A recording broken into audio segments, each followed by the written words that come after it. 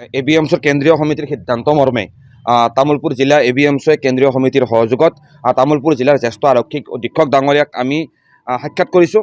সাক্ষাৎ কৰি তামোলপুৰ জিলাৰ বিশেষকৈ দাৰকুচি, চিকনিবাৰী, সন্দিগড়, বিয়াপাৰা, চেনিমাৰা, আপোনাৰ এইফালে বৰবিলা, দৰংগা, কুমাৰীকাটা, ডিমিলাপাৰ আদি অঞ্চলত যি মুকলিভাৱে যি জুৱা খেল প্ৰচলন হৈছে আৰু বিভিন্ন ধৰণৰ যি জুৱাই চানি ধৰিছে, এই জুৱা খেল বন্ধ কৰিবলৈ দাবী জনাইছোঁ।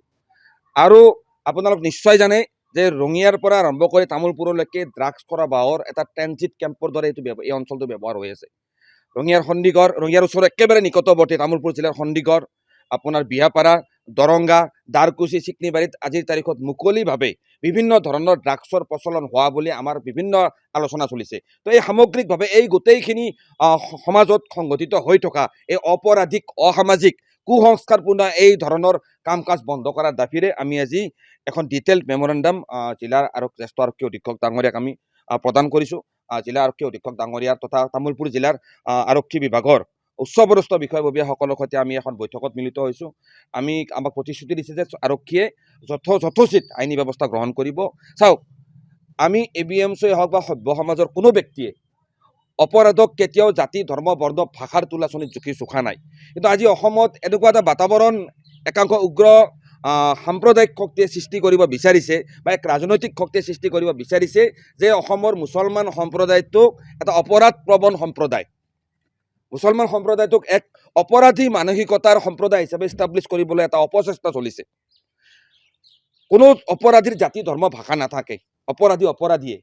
কিন্তু আজি এবিএমছৰ জন্মলগ্নৰ পৰা ধাৰাবাহিকভাৱে আমাৰ সংখ্যালঘু মুছলমান সমাজখনৰ পৰা এনেকুৱা ধৰণৰ অসামাজিক কাম কাজসমূহ বন্ধ কৰিবলৈ আমি ধাৰাবাহিকভাৱে চেষ্টা কৰি আহিছোঁ আৰু এই কথা সৰ্বজন বিদিত।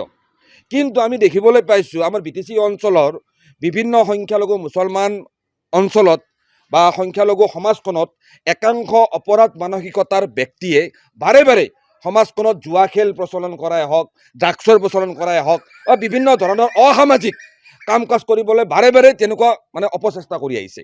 আমি এবিএমছয়ে সেই অপৰাধ অসমৰ তথা BTC অঞ্চলৰ সংখ্যালঘু মুছলমান সমাজত থকা সেই 2-3জন বা একাংশ অপৰাধ মানসিকতাৰ ব্যক্তিক স্পষ্টভাৱে সকীয়াই দিছোঁ যে আজি আমি আপোনালোকৰ বিষয় উল্লেখ কৰি আমি তামোলপুৰ জিলা আৰক্ষী অধীক্ষক ডাঙৰীয়াক এই ক্ষেত্ৰত ব্যৱস্থা ল'বলৈ দাবী জনাইছোঁ।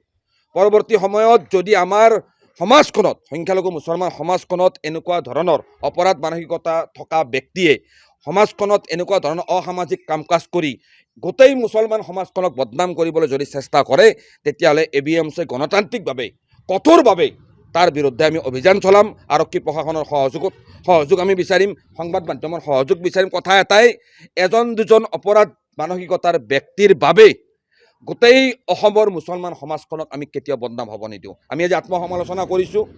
সেই কথা বুলি এইটো কথা আমি ক'ব যোৱা নাই যে মুছলমানসকলৰ মাজত অপৰাধ মানসিকতা আছে। হয়, ক'ৰবাত এজন ব্যক্তিৰ দ্বাৰাহে অপৰাধ সংঘটিত হৈছে, কিন্তু এজন ব্যক্তিৰ কাৰণে আজি একাংশ তথাকথিত জাতীয়তাবাদী, এক তথাকথিত হিন্দুত্ববাদী, তথাকথিত অসমপ্ৰেমী কিছুমানে গোটেই অসমৰ মুছলমান সমাজখনক অসমৰ জাতীয় জীৱনৰ শত্ৰু বুলি ইষ্টাব্লিছ কৰিব বিচাৰিছে। কেতিয়াও হ'ব নোৱাৰে। অসমত দীঘলীয়া সময় অসমত আমি দেখিবলৈ পাইছোঁ যি উগ্ৰপন্থাৰ সমস্যা, বিভিন্ন বোমা বিস্ফোৰণৰ ঘটনাসমূহ কিন্তু কোনো মুছলমানে সংঘটিত কৰা নাছিল।